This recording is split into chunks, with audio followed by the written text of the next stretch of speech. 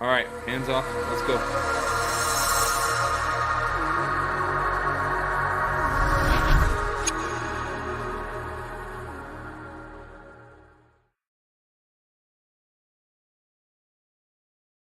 Hello, everyone, and welcome back to the Star Wars Stuff Podcast. My name is David, I'm Colin.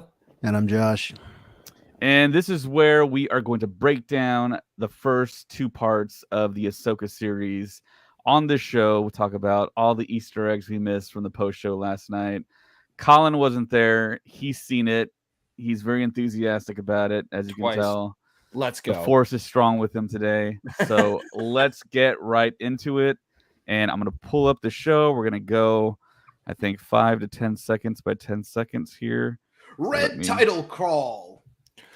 Yeah, oh man, Or did you want to say how the new intro has the new helmets? So something that I really enjoyed about the beginning of this was I don't think anyone expected a crawl. I didn't hear any real rumors about a crawl or anything like that. And the music behind it made it very haunting.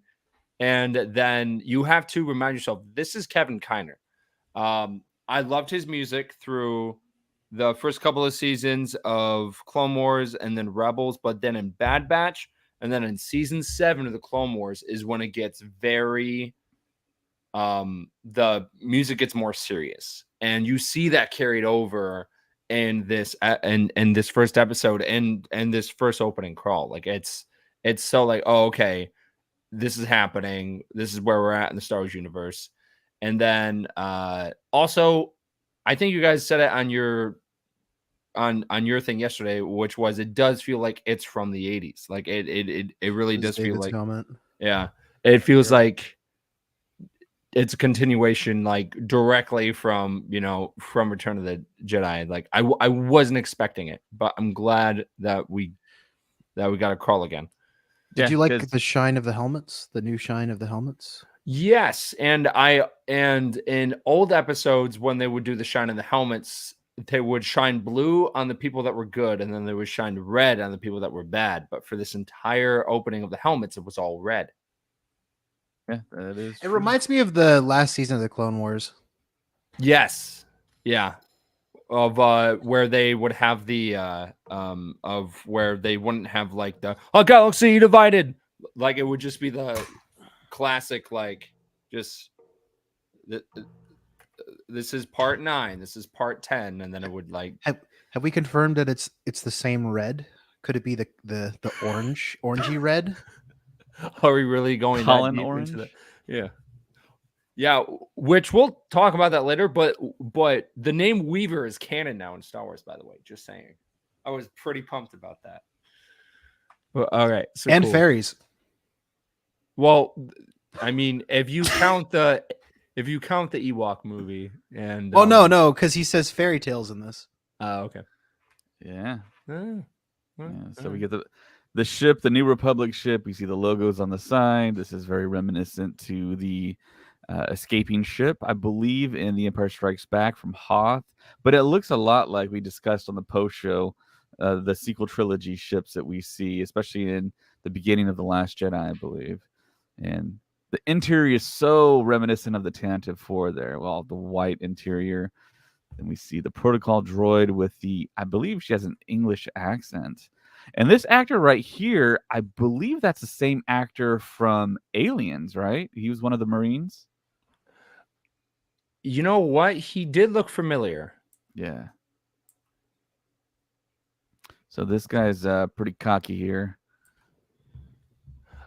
And this kind of shows so if you noticed with a decent amount of what we've seen of the New Republic, they're very cocky because because the Empire is gone, right? So the Empire is gone. They are the New Republic. They are the highest order. They're afraid of nothing.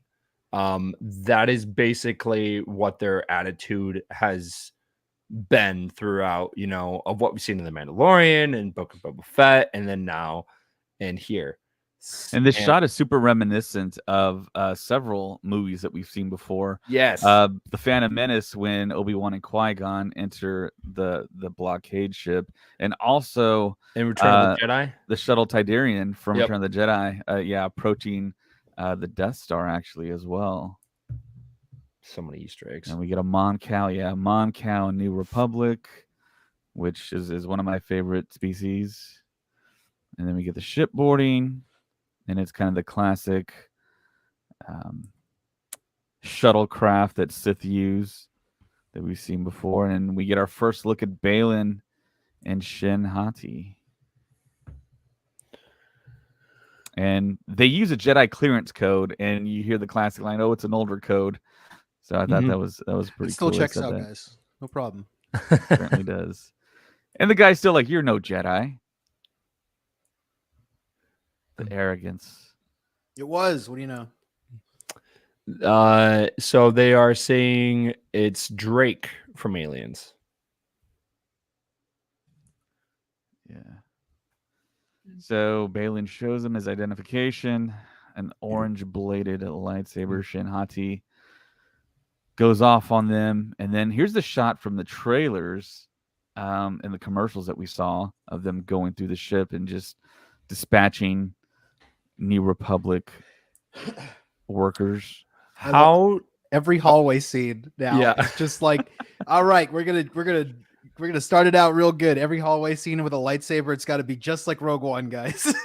So I think I just remember watching it, and I just heard like the hard keys on the piano, and I was like, wow, like because we've never heard notes like that specifically in Star Wars. So I was kind of surprised that they ended up doing that. Did you guys like the hallway music, or was it just like, oh, okay? Yes, I did like it. Yeah. It's someone was saying that it's a played down version of the Imperial March. It uses the same keys, but Okay. they've taken away a lot of the keys for it. I can see that. Yeah, for sure. And I just love the imposing figure that the late great Ray Stevenson is here. He's as so Baylan Skoll. good. He's huge. Yeah. He looks really big on screen. Yeah, because of I remember at Star Wars Celebration when he walked out on stage and he was the tallest one out there, and I was like, holy crap. Yeah. And look, he's almost like Vader without the helmet, you know? Yeah. Oh man. I'm really excited to learn more about his character, and I hope when we do get a flashback, which I at this point I'm really hoping that we do, because if we get to see like of Anakin and Ahsoka talking, and then we just see maybe Baylan goes and talks to Master Yoda or something like that. It's like boom, connection. That's great. Yeah. But it sounds like he's kind of on the fence. Like I know a lot of people were saying like, oh, he's a Sith Lord, and I'm like, no, he's not, and we can't call him a Gray Jedi because it's not canon. What? Yeah, I mean he's like a Jedi mercenary. He's doing it for the money essentially. And I really kind of love that jumpsuit that Morgan Elsbeth is wearing as well. And they mention what Jedi, Ahsoka Tano, and then boom, we get the opening card there. Title card. She's still not a Jedi though, right? Because of the whole point of the show was like she will rekindle her relationship with the light side and everything. Yeah, technically not a Jedi, but of course the general public doesn't know that. Probably can't really differentiate. They'd see a blue, green, white lightsaber, they're gonna think Jedi. And I think all the marketing said Jedi. And I think that's the real big draw, to see Jedi in action with sabers, which we get a lot of in this episode. And there you have it, Ahsoka Tano in Jedi Fallen Survivor. So, yes. So the entire Fallen Survivor. Okay. It's both games. Yeah. So the entire time that I was watching this scene, I mean, it was really early in the morning when I watched it, but I was like, I just want to text Josh because the entire time I was watching it, I was thinking of Josh, because this was nothing but Jedi Survivor and Fallen Order vibes like the entire Yeah. time. And then I was just like, why didn't they just tie it in to the Zepho? Why didn't they? I think do it that? is. I mean, I saw right. So the Zepho never showed their face in the game, right? Like they always wore those helmets. No, I'm pretty sure they do. Oh wait, yeah, right. You see the Zepho in animation, right? You only Like see the them big in the alien game. head. Yeah, Yeah, so it's only in the game. right. So Oh. it's only in the game. You do see their faces. So this can't be the Zepho, but they're very similar to the Zepho. So I'm just like, why didn't you just make it the Zepho? It was right there. You had a clear tie-in that you could have done, but you didn't. And I'm curious why. Because now I'm like, no, I want to know what this species is.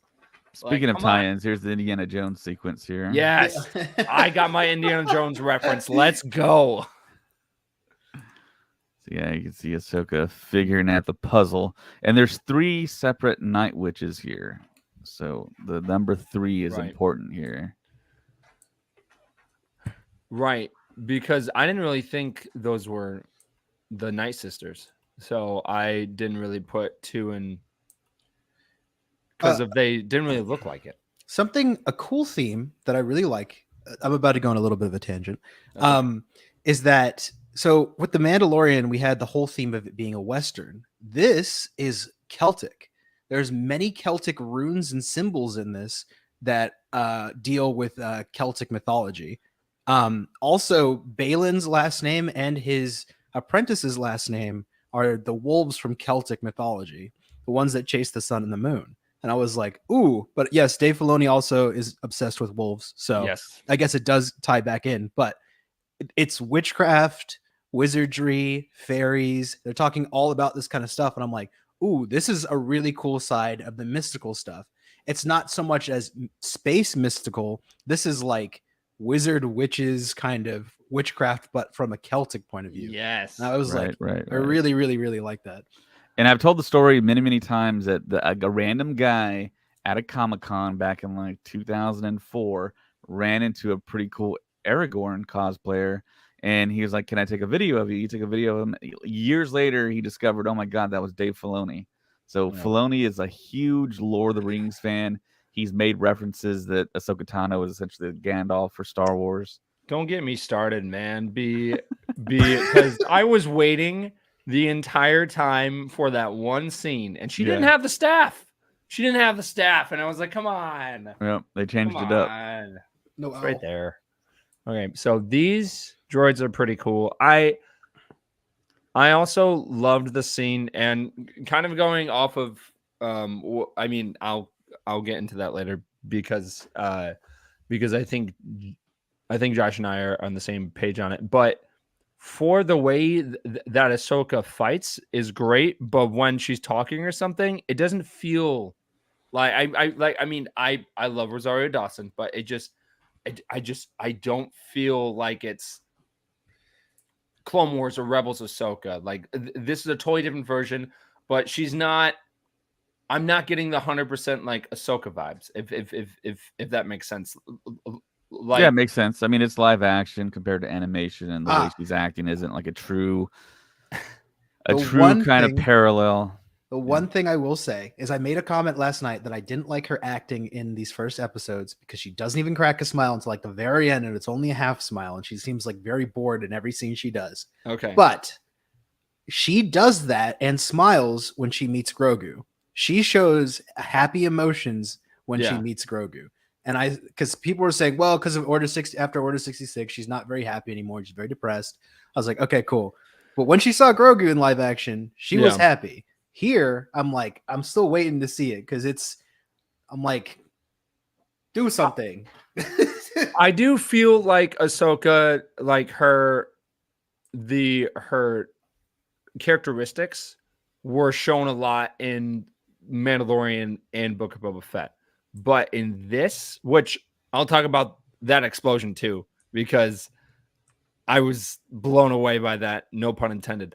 But it's just there's some scenes where I'm just like, man, I'm like in my mind, I was picturing Ashley Eckstein talking, And it's a really interesting transition because you have maybe 75% of the characters that are animated have been recasted. But then there's like Clancy Brown that came back and played Governor Ryder. He And I'm looks like, just like his character. Though. I know. And I was like, let's go. That's awesome. But I'm not getting that full like Ahsoka vibe. Like she's serious all the time in this. And I'm like, there's parts where I was like, she would have cracked a smile. She would have, kind of joked around, and we got that in Mando and in Book of Boba Fett, even if it was for a short time. But in this, she's just serious, and it's really interesting. It's a very interesting take on the character. But yeah, so for this explosion, how did you guys feel about just a couple of nukes just sitting inside these droids? Because it leveled the entire temple, and I'm like, Yeah. whoa. Oh, it's crazy. Yeah, it was cool. I mean, it worked for the story. I mean, it was 3 nukes, like you say, inside of 3 HK droids. Yeah. And who knows, the other droids could have exploded too. I mean, we don't know. But yeah, it was a cool explosion, cool effect. I thought this was going to be later on in the series, but we got it, 14 minutes into the first episode. So Yeah. with our first introduction to Hu Yang live action. Yes, I'm so glad he's back. I'm so glad it's David Tennant. I loved that. I loved those episodes in the Clone Wars, and the fact that David Tennant was like, "Yeah, sign me up. I'm back." Was just like, hell yeah. And he's busy coming up because he's back as Doctor Who. Yeah. So I'm glad that he's getting back into like into the mainstream franchises. The shots of where they get back, of where Ahsoka is about to go to home, and we see the X-wings and everything as she passes a couple of ships. It was kind of a surreal feeling because I was like, I never thought I would ever see something like that again. So kind of seeing that through the cockpit view and just like different angles was really, really Imagine cool. it on the big screen, Colin. I know. Come on, Lucasfilm. Put them all up on the big screen. They did a great job with the set design. Yeah. And I know there are some scenes where they were most likely using the I am blanking on the name. Volume. Volume, thank you. But I really like how it's got that New Republic feeling, but it's also got that original trilogy feeling as well. Yeah. And we got Hera coming in. Our first shot of Harrison Dula. And the fact that they played her theme too is it was very, very cool. Give me some French accent. Do it. Well, she goes back and forth with it. Mm-hmm. Yeah, when she's around her father, Cham, it comes family, out. Yeah, let me see the awesome hologram. The table reminiscent of the Return of the Jedi projection of the second Death Star there. And yeah, isn't this ship the same? It's not no. It's not the. Are you thinking of the main flagship that they were Mon Calamari one? Out of where they had the meeting? Yes. I don't think it's the same one. It could be the same class of ship. I don't think so though. I don't know. Maybe let's go take a look.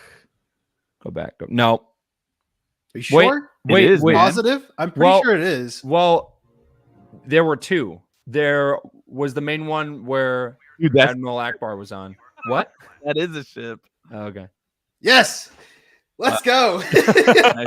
Nice catch. Yep. So that might be the actual room where we see Luke, Han, and Leia. It is. I'm almost for sure it is. Yeah. Wow. Okay. Do we know if it's the exact one though? I'm almost for sure it is. It looks identical. It's exactly the same. Okay. I don't think they would put it in if it wasn't. Just put it in. Well, so I'm just thinking that's a lot of Return of the Jedi Easter eggs on the nose. Like it's just like boom, boom, boom, boom. And then also this year marks the 40th anniversary of Return of the Jedi, so that also makes sense why they would be doing it. Yeah, Robert from Late to the Party says it is the home one. Yeah, which home one was the one in Return of the Jedi. Nice. Oh. Thanks for the confirmation, Robert. So we have the meeting that we see in the marketing here. And the holograms actually display the orange lightsabers, which was kind of interesting. And we get the conversation between Ahsoka and General Syndulla about maybe contacting her former Padawan that she walked away from that we would learn about later on. And then we see the E-Wings from Legends. Yeah, Lothal, Clancy Brown, let's go. Yeah, Mr. Krabs. And the mural behind them that Colin and I got to take a picture in front of, and I believe Josh did too, right? I touched Yeah. it. You touched it. Oh my god! You touched it. I touched it, and then I got yelled at for it. Oh When? man! Yeah, so that's his character. I think that was like perfect casting, and I don't know if Dave Filoni purposely, was like, hey, we're doing this in live action in a couple of years. Here you go. Oh yeah, But absolutely. I think Clancy Brown is always game to come to do anything Star Wars for Dave. Oh, absolutely. Because he was the Deveronian and the Mandalorian. Yes, he was Berg. He was also Savage Opress. Yeah. Clancy Brown is the gift that keeps on giving. So, yeah, we got a Rodian in the back there. And yeah, man, Lothal looks crazy. It looks crazy good. They nailed it. This character, too, right next to the governor, is also in Rebels. I just forgot the name. I think he actually says it. Senator. Where is she? I don't know. She was just here. Where did she go? I don't know where she went. Get out there and say something. What? Cover for me. No idea. Yeah. Huh. I don't remember him being in Rebels, so. And then Sabine is not present at the official ceremony commemorating the rebels, saving Lothal, essentially. And then we see She's like a highway with no traffic, and Sabine on her speeder with her super cool helmet. That if you look closely and read the Arabesh, it says "Babe." Yep. Star Wars rock music. Let's go. Yeah. For the win. And then they have a conversation. And then Craig 5 has joined us on the breakdown and Easter egg hunt, and now he's gone again. I'm here. And he's back again. And he's gone again. And he's back again. And he's gone again. He's not even popping up on my screen. What? And he's back. There he is. Don't There touch we go. anything. I You're didn't here. do anything. Okay. Craig 5 standing by. There you- Man, I was just waiting for that one. All right. So every time that they would always use the street here and like of this highway, like kind of road in Rebels, I was always like for this situation, she's low key getting chased, but it's just like, why wouldn't she just go off the road? Like, why wouldn't she just go around it? And that happened in Star Wars Rebels a lot too. It She's seems rebelling. silly. That chase felt a little silly to me. Like, why would they go out of the way of like risking like killing her just because they wanted her to appear at a ceremony? I don't think they're trying to kill her. They're just trying to make No. a blockade and like kind of force her to stop. I think that know, was the goal. but there was the potential. I'm not saying they were trying to kill her, but like chasing after her at that speed, why wouldn't they be like, she'll come back tomorrow? Yeah. I mean, I think they also again, we gotta 'cause- establish her character. I've got Right. friends. Yeah. All right. So I've got friends that have never seen Star Wars Rebels. And I've been seeing a lot of posts of being like, I'm completely lost. I don't know what's going Ugh. on. Yeah. So with that being said, it does help if you know the characters' backgrounds. It's very unfortunate for those who haven't. But if you haven't seen Rebels, I don't know. I think that this few episodes, I feel like they dedicate a lot of time to just kind of showing who the character is on screen, at least.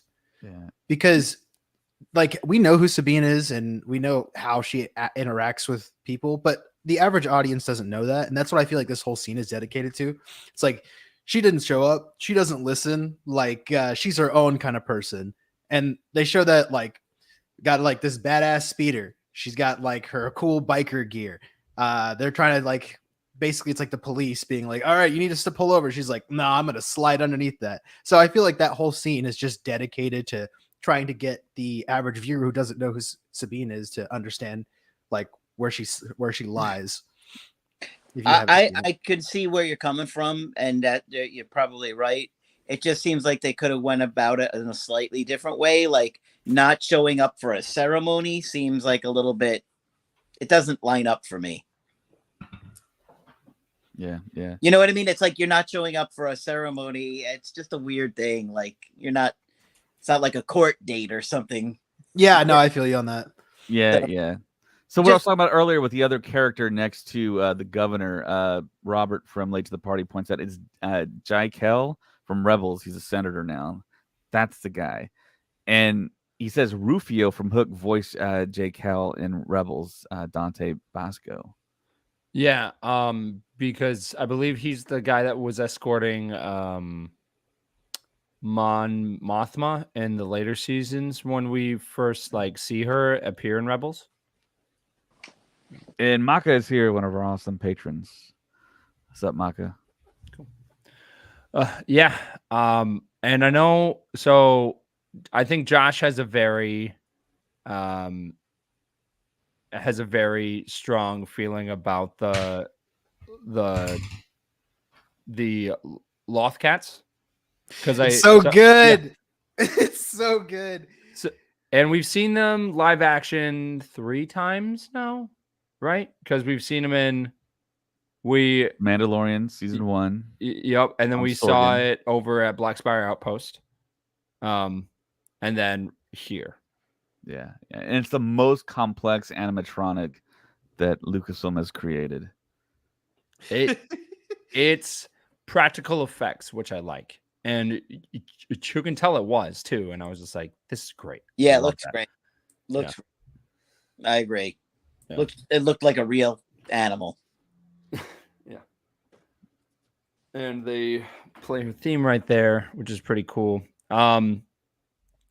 Now I want to talk about this line right here of so you're like my sister. Yeah. And I'm just like, they clearly flirted with each other the entire series. Right. Why Luke and Leia can do it? It's fine. No, that's a Star Wars staple right there, man. Why on earth would Dave Filoni change that? Like, did he just decide, oh, hey, you know what? I don't want them to have like a love connection. And I'm just like, yeah, I think it's probably go in a different direction as the series goes on. Why on earth would they do that? Ah, man. Because you can say one thing and do another. I mean, it's okay. Josh, it's that big a deal. Let's go. I think it's because it's going to play into the fact of who Ezra is now. I think that they didn't want to touch the whole kind of their lovers and do the whole Anakin thing again. Whereas I think that it's going to be like, you're my like brother and sister. And I feel like you should. I think that that's what they're gonna do. Is Ezra has a different view on the galaxy now after being withdrawn for so long, that they're gonna be like,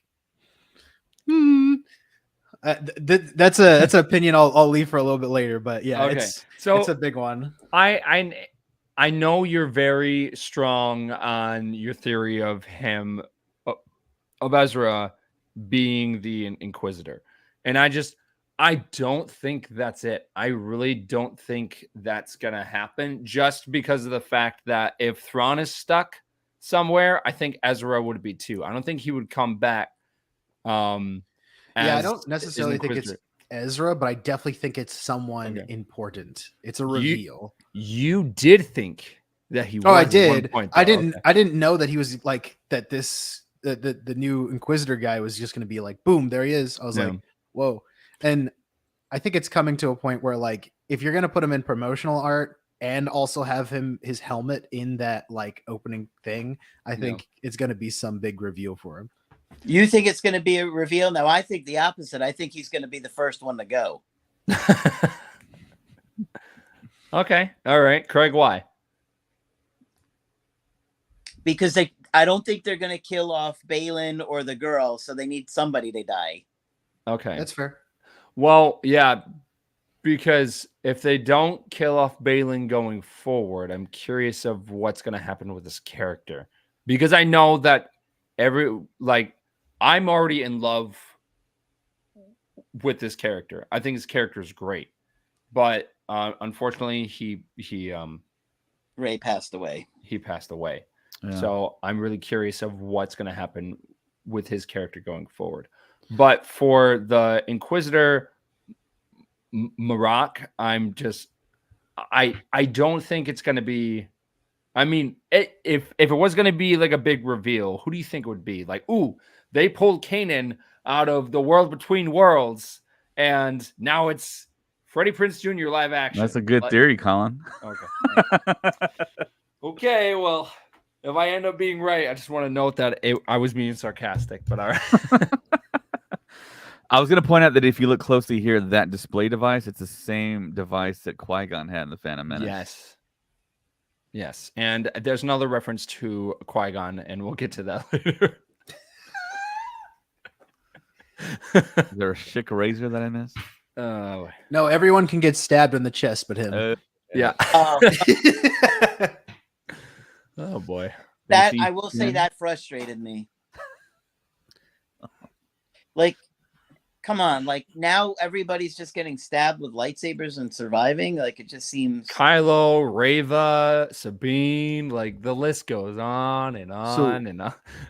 What do you guys think of Shin so far? Shin's very interesting. I'm curious if her backstory was of when Balin fled. He was just like, oh, hey, you know, he's going out like and in his exile in the unknown regions, and then he finds a force sensitive baby, and then he raises her. Like, because he is training her in Jedi combat, but not and the Jedi Force abilities, but not following the Jedi Order path or pathways and the rules. So it's interesting because she even has the Padawan braid. Yeah, that's something I think we all kind of missed. But yeah, as Josh pointed out last night on the post show, it looked maybe like it was part of her hair and didn't stick out as much as it does now as a Padawan braid, which I think was an awesome touch. I didn't think we'd see that ever after or during the time of Return of the Jedi, which that's what this is. And then we have Morgan Elsbeth in full Night Witch garb. She doesn't quite feel night witchy to me, but at least yet, I hope so. The night witches felt a lot more creepy, and their voice was like echoey, and you know what I mean? Like Mother Talzin's voice was like really. Where's the Russian accent? I think that she's a descendant, so I think she's a practicing, trying to be. She's much more pale in this, and they obviously put more makeup on her in this to make her fit like a Night Sister more. Because she definitely did not have that kind of look when she showed up in The Mandalorian. So I don't know if they're trying to hide it at that time or they're just like now really pushing it for her. I was like, huh, interesting. If you see the graffiti on the walls there, she has trooper helmets with a slash through them for a kill count, I believe. And if you look on the right, you can see all the helmets as like trophies from past Rebels episodes. Right. So that graffiti is directly from Star Wars Rebels. That's something that was in the tower. Now, I wish when they did the flashbacks, I mean, like of her having her nightmare sequence, I wish they showed maybe not the exact scenes from Rebels of where Ezra goes into hyperspace with Thrawn, but I would have loved to, I mean, like of an animation, but I would have loved to see that live action of where Sabine was standing there and she saw the ship actually go like into hyperspace. Like that would have been a cool, like kind of flashback nightmare sequence, and that maybe would have helped the audience that hasn't really seen Rebels kind of understand of what she's going through more. Yeah, that's definitely fair. So she has the dream, force connected maybe with Ezra. Then this shot, I mean, this is so like quintessential Rebels right here. Yep. And we got Clancy Brown Back again. back again. And Hu Yang says he's 75% original parts. Yes, and that's a nod to the reference that he got dismantled the crap out of in the Clone Wars arc in season 5. Nice. Yeah. Now, the whole master and apprentice thing. How do we feel about this? Because she's not force sensitive. That's confirmed. She's not force sensitive. She does not have any force abilities at all. Well, I think it's confirmed now that she is. I thought it was confirmed that she had some, but it was out of all the Jedi that had ever existed, she was maybe the least force capable. And Are you she talking was about the okay? Ahsoka's apprentice. She was her Right. Padawan. Yeah. Right, but are you talking about the scene in the next episode of where her and Hugh Wang talk? Well, she's having her dreams. Yeah. Yeah. Well, those could just be, nightmares. I think it's Ezra trying to talk to her. Right. That's a good theory too. I mean, I don't mind her being force sensitive, but they didn't hint at any of that in Rebels, and I feel like they're just kind of changing the story to change the story.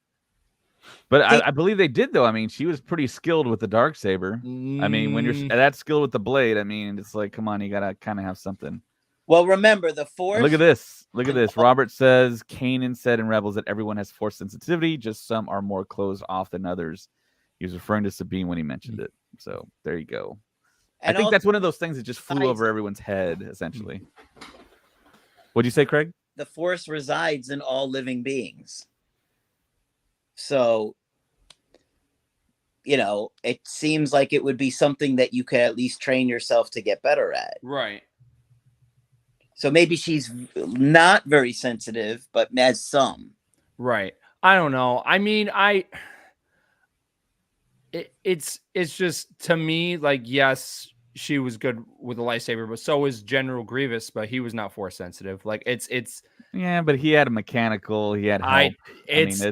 It's the same concept, David, though. Like, but he was barely alive, you know what I mean? He was a machine. I mean, look at the HK droids. I mean, they're pretty good at saber combat as well. Right. So you're just proving my point that like you don't have to be force sensitive to be good with a lightsaber. And just because if she knew how to use the dark saber doesn't mean that she's force sensitive.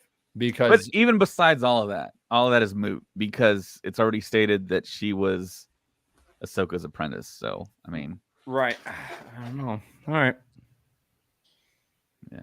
I think that Filoni understands how frustrated fans were over Rey not getting any training and defeating Kylo Ren the first time they fight. And so I think it's going to be at least done in a way where we see her slowly develop the ability or the skill to like use the force to use it. Okay, interesting. Yeah, so in question here is this graffiti, Colin. Is this next animation at all, or is this like something maybe Jason Sandula scribbled? Well, so okay, so Sabine's an artist, right? So when Star Wars Rebels ended, she was still a teenager, and she was probably on the ship, and she was traveling with Ahsoka for her training. So that's probably of what she's looking at was probably her quarters, like her resting area, her bed. I agree, but it could have been Jason too. I suppose we'll see him soon. Yep, and I know that's Josh's favorite character because he's so excited to see the green hair, right? Little elf man.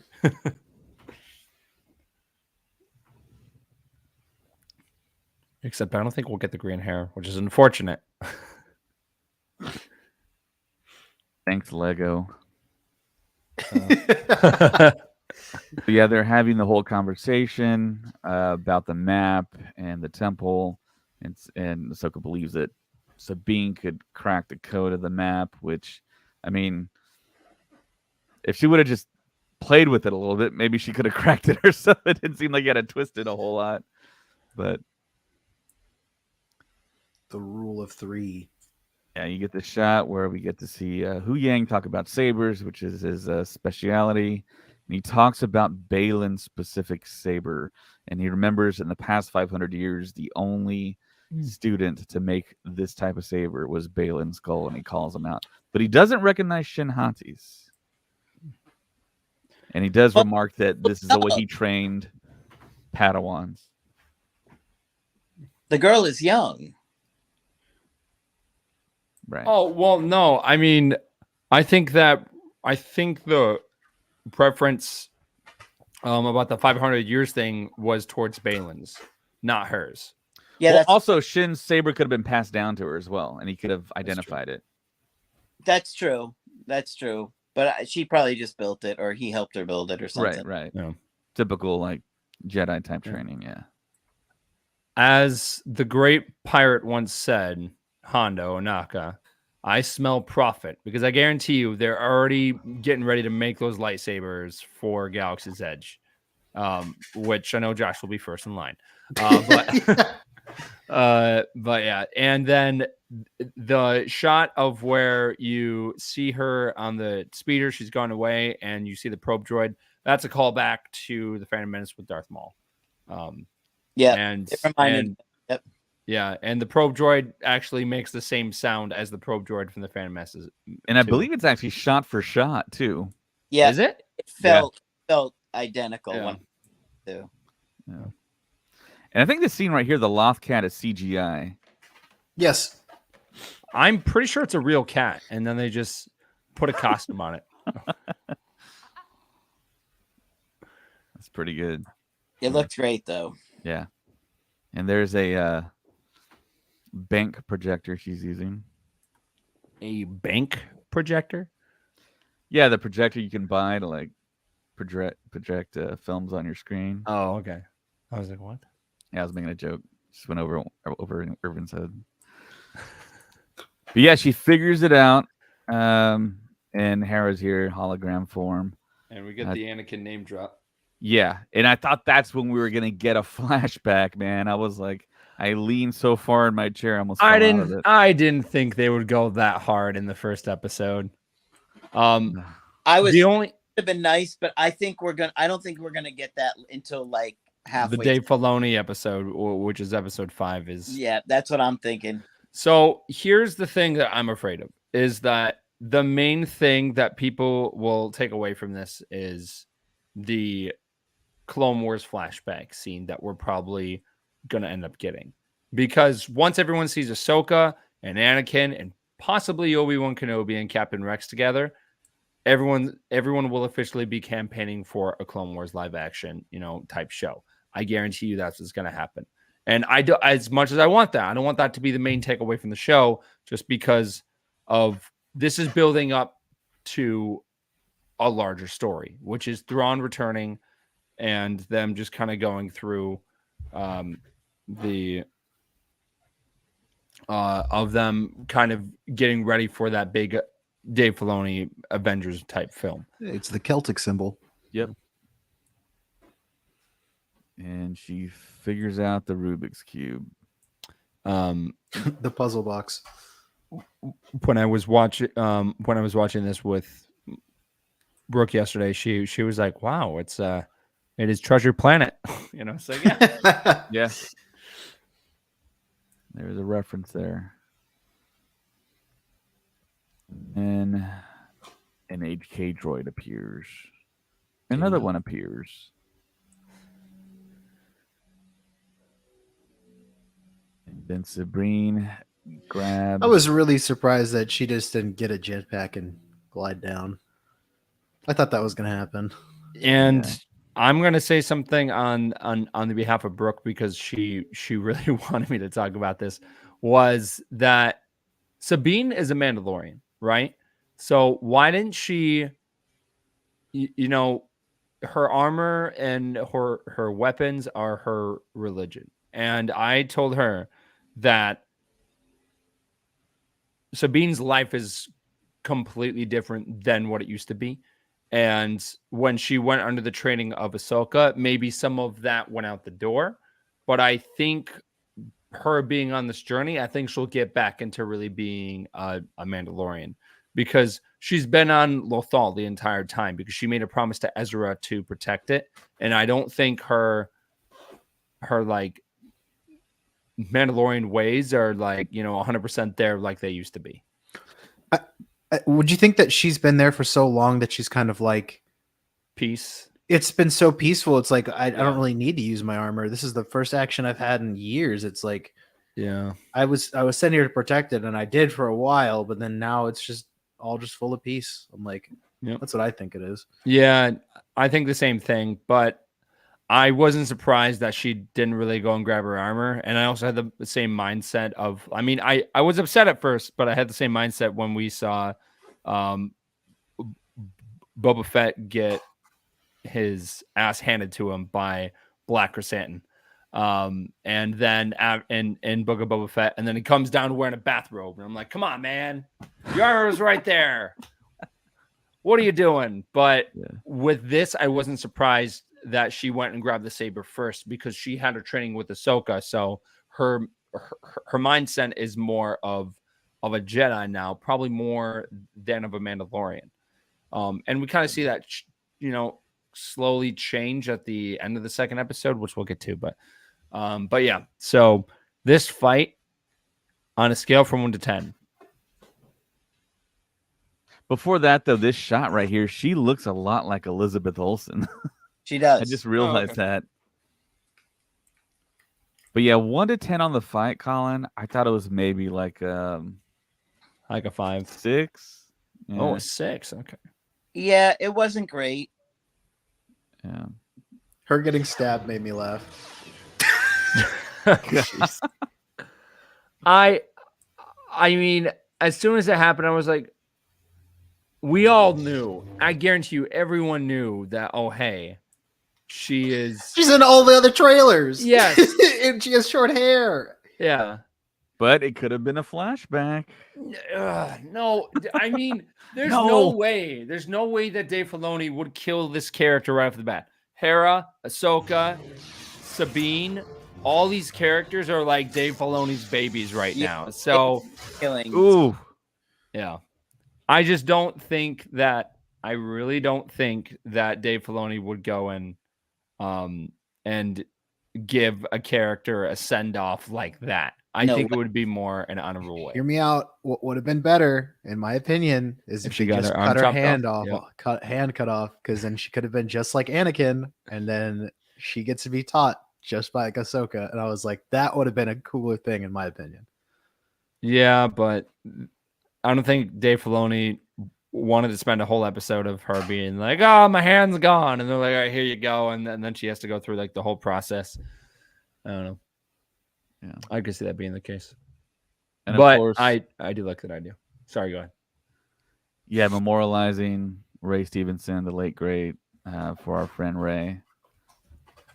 And I think he was going to be around for the long haul. I think his character, fans, I think, are just universally liking Baylan Skoll and Shin Hati. And the end credits here, the graphics are pretty interesting. And I think it mirrors a lot of what we saw on the show with the map and everything. And it's probably showing us where Thrawn is, actually. Open up your star maps, people. Yeah. And all the familiar names carry back. Those two aren't that familiar, but as much as I love the first episode, I actually enjoy the second episode a lot more. Yeah.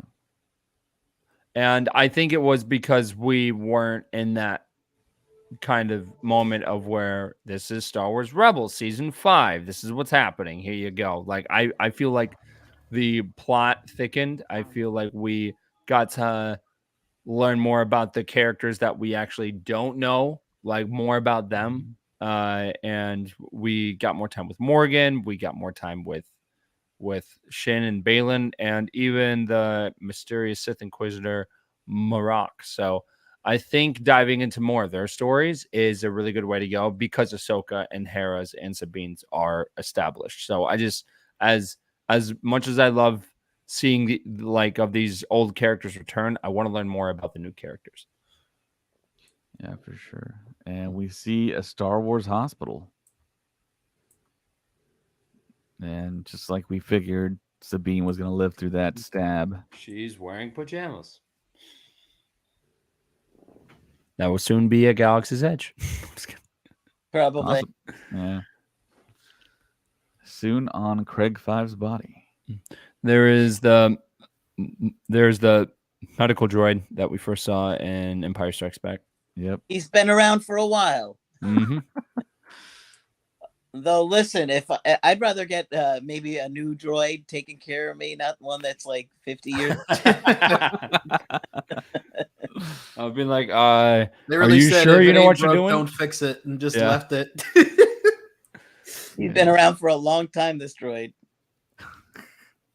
And here we have a new planet, we think, with a new rock formation, not designed by Jedi. I love that thing. It reminds me of Stonehenge. Yeah. It's great. And that's Yeah. more Celtic like callback, so I love Yeah. it. Yeah, sorry, no. I was thinking of the wrong part. So this tower right here has played a big part in season 1 of Star Wars Rebels. Yeah. And it's again, it's awesome to see these characters come to live action. I just wish we got Freddie Prinze Jr. as Kanan. I would have loved that. I would have loved that live action. I mean, it's possible we get him in a flashback. Yep, or he ends up being that Sith Inquisitor, which I would lose my mind. I would lose my mind if I ended up being right on that, by the way. I would be like, holy crap. And I'm jumping ahead a bit here, but I mean, I noticed that in the fight, it seemed like he was holding back against Ahsoka. Yeah. I don't know. Wait a minute, but wouldn't he be blind? So Well, it depends on where they pull them out of the time stream. If they did the world between worlds thing. It's not like Right. like you can see his eyes, his face is covered. I think that may happen, but I don't think they've done it yet. Well, Kanan also, just because he's blind though, if you remember from the show, he uses the Force to see, sense essentially. movement and stuff. Yeah, it's kind of like Daredevil, but he uses the Force. So what? But now that would be that Kanan's turn of the dark side, and Well, it's just a theory. I mean, I don't know. seems like a weird way to go. That would be a great way to bring him back, and then that would also be very impactful on Hera, because Hera seeing Kanan but in the dark side, that would be wild, and that would bring a lot of character development. He's really thin, though. Well, he could. Freddie work Prinze out. is very thin as well. Yeah. I don't know. He looked like a really, really thin guy, didn't he? Or was it me? Same build.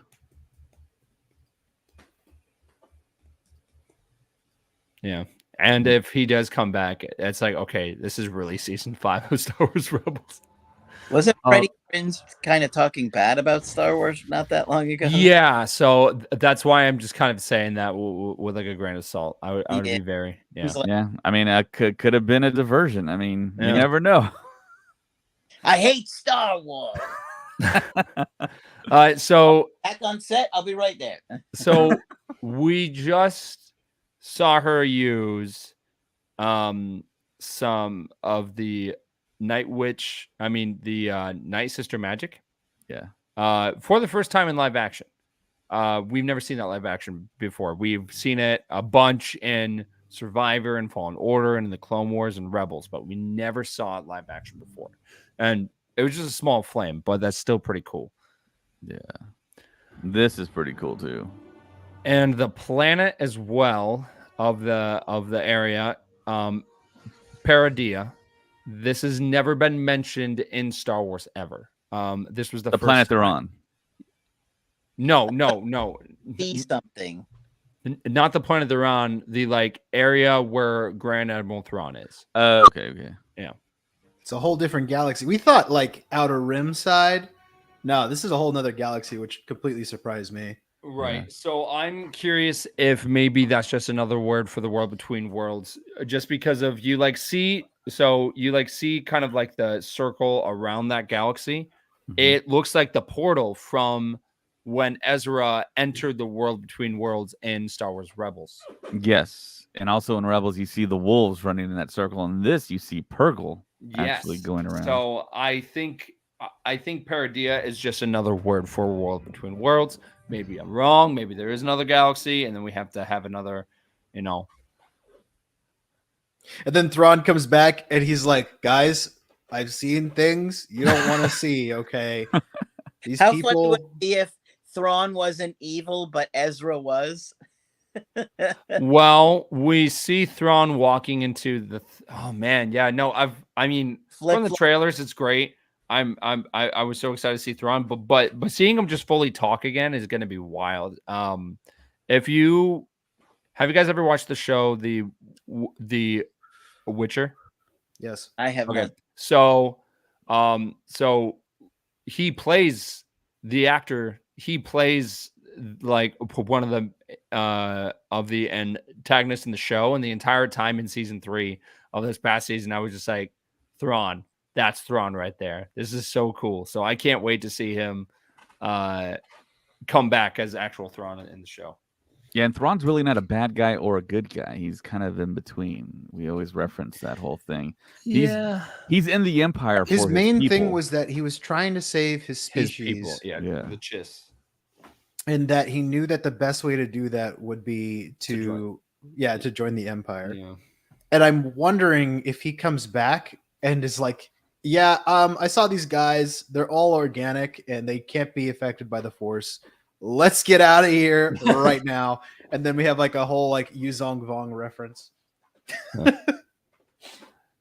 How crazy would that be, bro? That'd be nuts. I mean, they are slowly bringing a lot of stuff from Legends. So if they did something like that, I would lose my mind, because I remember when Force Awakens came out, and I know we're kind of straying away from the episode, but it's just like I remember when Force Awakens came out, and they're like, it takes place 30 years after Return of the Jedi. There's a lot of story to cover. There's a lot of tales to tell. So if they do bring a lot of stuff from Legends into canon, that would be awesome. But yes, we're back on Corellia. and that's Min Weaver. Weaver's canon. Let's go. It's not spelled the same. It's spelled with an A, unfortunately. But that's Min So Weaver. this guy that's for the Empire? Yeah. Min, M-Y-N, and then Weaver spelled with an A. Okay. Yeah. Interesting. Okay. Physical Weaver. Yeah. All right. Yeah. So they got the typical red tape that we experience here on Earth, trying to get answers and stuff.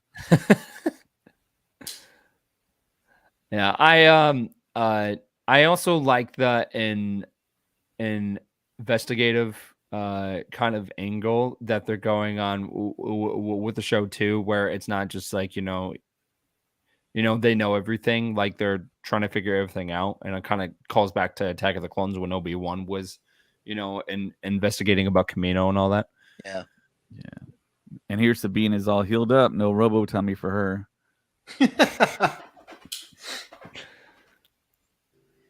And she gets handed her saber back.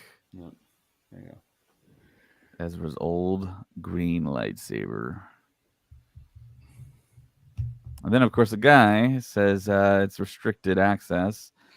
And then Harrison Newland says, well, I'm a general. I don't have any restrictions. Yeah, I love this because he slowly kept running out of excuses. And then the guy's like, for the Empire. And I'm like, okay.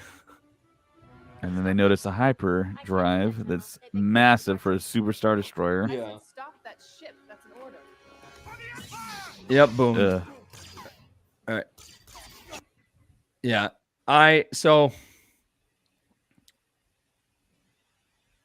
I don't think we got any stormtroopers in any of the trailers, right? I don't think so. Okay. No. Okay, interesting. Do you think we're gonna see them? I mean, I think We got we the will. helmets in Sabine's room. Well, yeah, but I'm talking about like full out. I mean, those are old trophies from Ezra and Rebels. So I'm curious if we're actually gonna go on the ship where like they built Thrawn's throne, and if we're actually gonna have. Yeah, I think we're allowed to show this because this was a clip they released. Yeah. Well, so it's actually not the exact clip.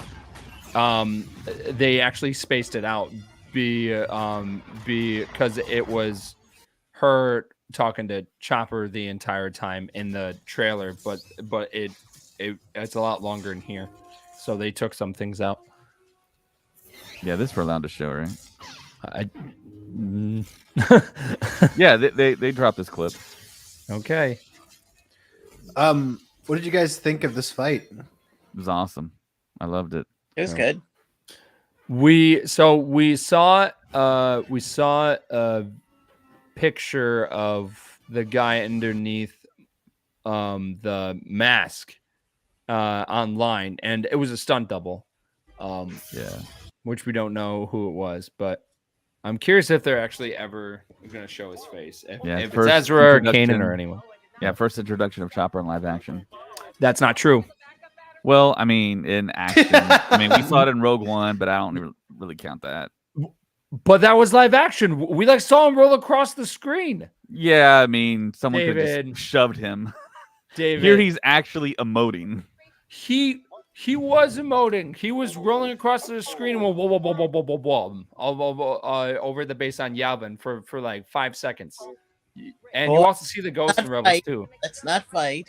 I'm not even saying anything. I'm just saying because you're not the first one. I'm like, no, he has appeared. Yeah, but I'm saying like him in this doing is something. great. I feel like it really portrays what he's like in the show. Yeah. So I think he really works in this show. I am waiting for the war crimes. I'm just waiting for them. I'm just waiting him to blow up a ship. Because in Well, he wanted season to blow one, up that ship that was carrying the hyperdrive and kill all the civilians. I can't wait for them to reference some dumb meme, and they're gonna be like, he's gonna say something, and then Hera's gonna be like, "No, you can't do that, Chopper. That'd be a war crime." yeah, because of it's been confirmed that Chopper's killed over 50,000 droids and humans.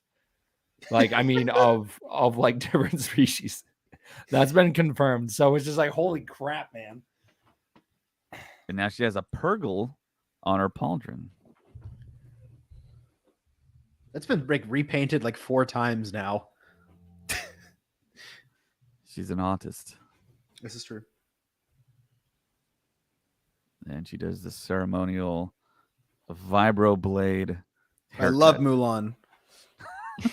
Well, so that knife, I don't know if it was confirmed if it's the same knife that Kanan used when he cut his hair in season 4.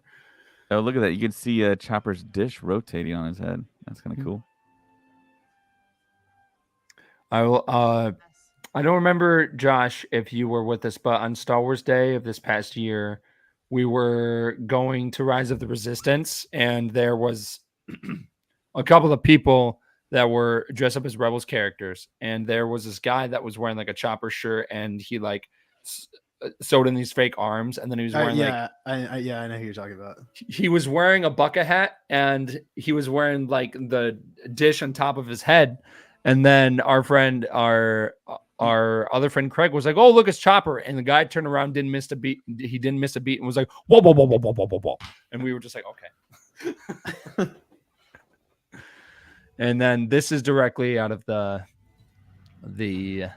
Star Wars recreation of Rebels the season prologue, 4 epilogue, yeah.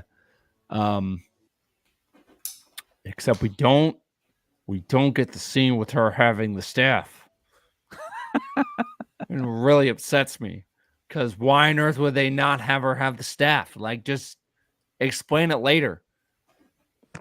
No staff for you. I know. And the whole point of that reference was because she was like Gandalf the White. So I was like, okay, cool. Because in the original scene, she has a white cloak and then she has the staff, and it's like a reference to Gandalf the Grey dying, but then he comes back as Gandalf the White. That was the whole point of the reference. And Dave Filoni just didn't do it. The hyperdrive makes it to Morgan Elsbeth's ship for a hyperdrive loop to go to Thrawn. Right. But why did they need the loop though? Like, why did it have to be like a whole loop? Like, why couldn't they just take a ship? Because everything was being dismantled, right? This is New Republic time, so the only way they I could think get it's because I forget what's the ship called in the prequels that requires the ring thing. for Starfighter? the starfighter to come up to it. Yeah. Yeah, I think it's like that, but it's just bigger to the point where like it's not just having to go through normal like light Right. speed, where it's also having to go through time, because she says it's like it's a different place through space and time. So I'm like, right. And the holograms that she uses on the deck of the ship are different too. We've never seen this before in Star Wars. It's almost like particles to actually conjure up the image. I got a couple of Star Trek vibes in these first two episodes because of the opening shot of where he's sitting in the commander's chair, and I'm just like, oh, okay. And then the holograms here look very similar to what they kind of use in Star Trek. Yeah.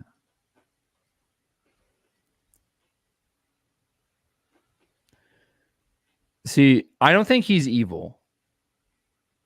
I think he's more of a like he's seeking power, but I think he even said that his vision is clouded. So I think he might change, he like might change his path. All right, I have to hop off, guys. All right. But hopefully I'll be on next week or next episode. Absolutely. Yeah, for sure, Craig. We'll see you guys soon. Thanks for joining. yeah, this guy, he reminds me of like Bode. Oh yeah. And I think this is literally just how people have been surviving through the galaxy. It's to be just a Jedi is you can't do that anymore. Yeah. Whereas now you really have to be someone who can survive and by any means. So him as a character, yes, I don't believe that he is evil.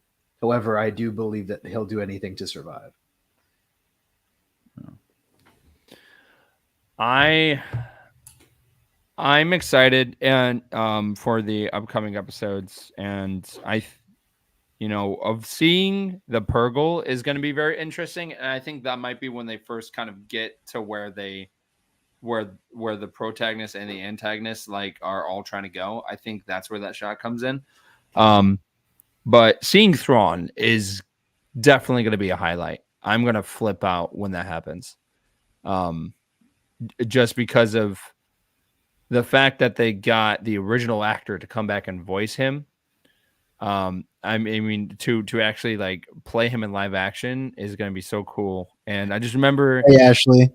yeah, which so that's something else that I wanted to talk about. I was thinking about that is, do you guys think Ashley Eckstein was there coaching Rosario Dawson, or he said that they had definite meetings of we talked about it and what the character means to each other, but I don't know like how much it means. You're on set and I'm coaching you versus we talked about it maybe once or twice when I had a question about Ahsoka. I would have had Ashley Eckstein on set, kind of observing, because Rosario Dawson's doing great. But I'm not getting and it's not just because it's not Ashley Eckstein. It's the way that she's portraying Ahsoka in this. And Brooke's she's an Ahsoka like diehard fan. So she had a lot of opinions last night about the way that Ahsoka was, just because of there's certain scenes where I'm like, that Ahsoka would have handled that different, or she would have acted differently. And I'm curious of what Ashley Eckstein would have thought if she was on set. If she was on set, I would have had Ashley Eckstein on set, maybe kind of observing, coaching, helping her out, like along her journey. Maybe she did. We don't know because that's not public knowledge, at least not yet. But I'm curious if she had any input on that, because there were some scenes where Ahsoka didn't feel like Ahsoka, if that makes sense. And then there's, Hera in live action now, and Hera feels like Hera. I didn't have any problems with believing that was Hera, and then Sabine felt more like Sabine near the end of the second episode. But it's different when you're transitioning these characters from animation to live action. That's always a problem. Well, it's not a problem. It's more of a challenge because you can't be as animated as you were in animation when you're doing live action, because it doesn't fit into the live action. But do you guys feel the same way, or? Yeah, I mean, I'm okay with the air quotes recast. Yeah. And I think that you can sometimes get stuck with the way that someone is playing that character, and I like having someone being able to go and play the character in a different way.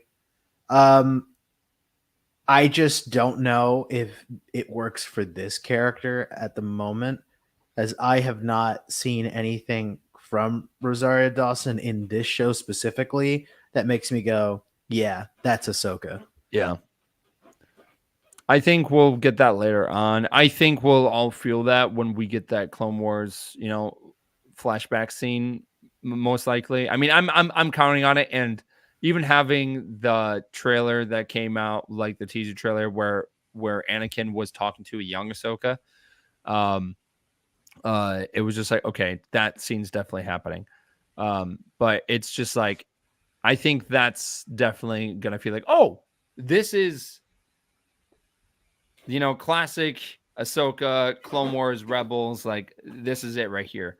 And even though we haven't felt it, like, I mean, I might be only, feeling this way, maybe Josh too, but David, how do you feel about the way that Ahsoka is being portrayed in this? For me, it's fine because I never got attached to the Clone Wars animation. I never really got attached to the Rebels animation.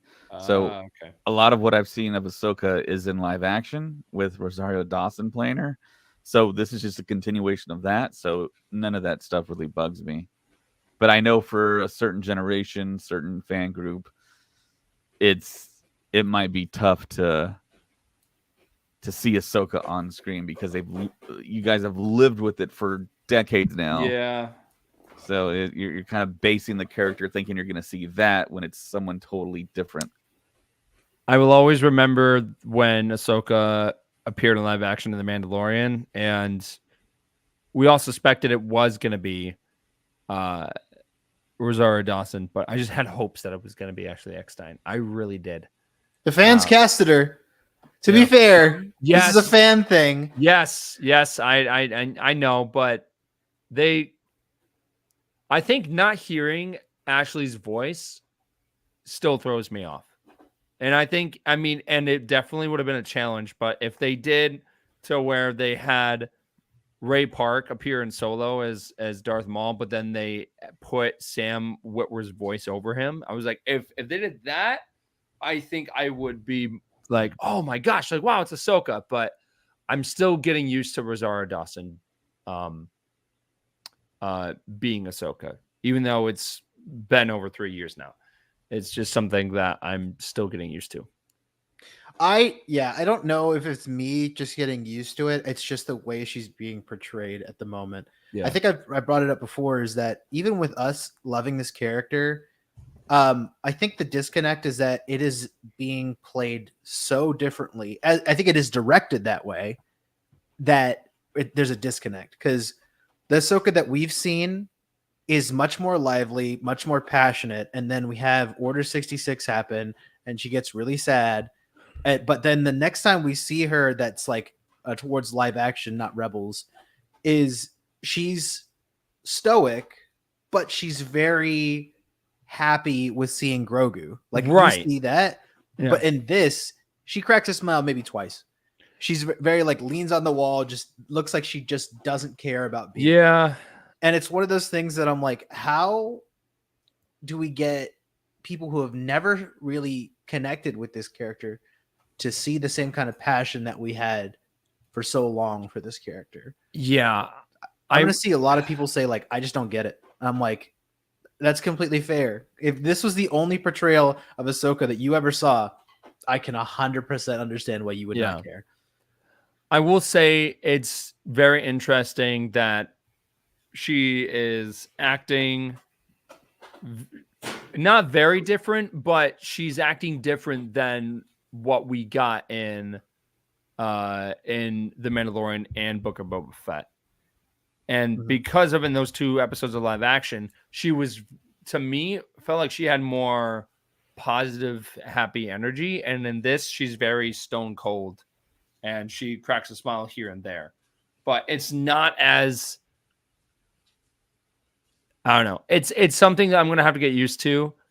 I know Brooke was just kind of like, she says, like, this is not how Ahsoka would act in this scene. And Ahsoka would act in this scene. And she's gone back and watched the Clone Wars and Rebels over and over and over again because she really loves this character. So I trust her judgment. And I grew up with the Clone Wars and all that. And it's very interesting to get that, to see animation come to live action. And when it's not the same actor playing that character, you're going to have a lot of differences. So I get it.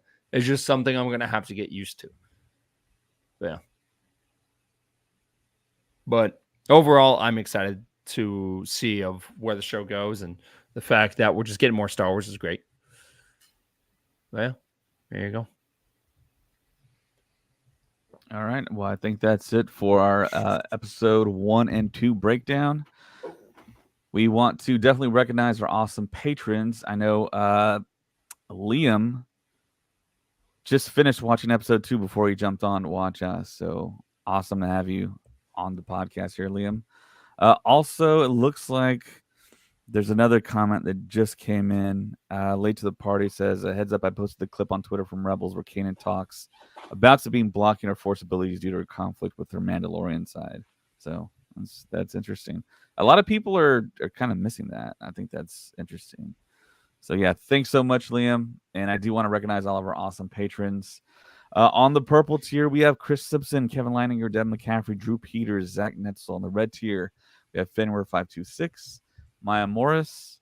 On the black tier, we have Maka Tautala, Nathan Shank, Evan Opaker, Liam McCallion, who's in the chat. I just referenced Texas Vader 76. Thank you so much for awesome love and support. We are on YouTube. If you're watching us on YouTube, hit the like button, subscribe if you're not subscribed. On Instagram, we're at Star Wars Stuff Podcast. On X and Twitter, we are at Stuff Pod. On Threads, we're on Star Wars Stuff Podcast. Patreon, look us up, Star Wars Stuff Podcast 2187. We're also on TikTok. You can email the show at starwarsstuffpodcast@gmail.com. We're also on Facebook. We have Star Wars Stuff group and a page. Also, if you could, at this point in time, give us a great review on Apple Podcasts. Give us 5 stars on Apple and Spotify. We have a lot of people listening there to us. Yeah. And yeah, that's pretty much it. Thank you so much, guys, for participating. Thanks to Robert out there in the chat. Thanks to Liam. Thanks to Maka that joined us today. I know this is kind of impromptu, but yeah, we definitely wanted to break it down for you guys. And I'll upload it here to Patreon ad-free, and it'll also be on all major listening platforms. So, Colin, you have something you want to say? Yeah. So on Patreon, we also have Clone Wars commentary and Rebels commentary on there as well. So if you want to learn more about Ahsoka's journey through Clone Wars and Rebels, and just kind of learn more about those shows, and you're watching it for the first time and you kind of want to learn fun facts and maybe not watch it alone, go and check us out on Patreon, because we have some great content on there. So for sure. For Colin, Josh, my name is David, and may the Force be with you. Always. No Max Rebo.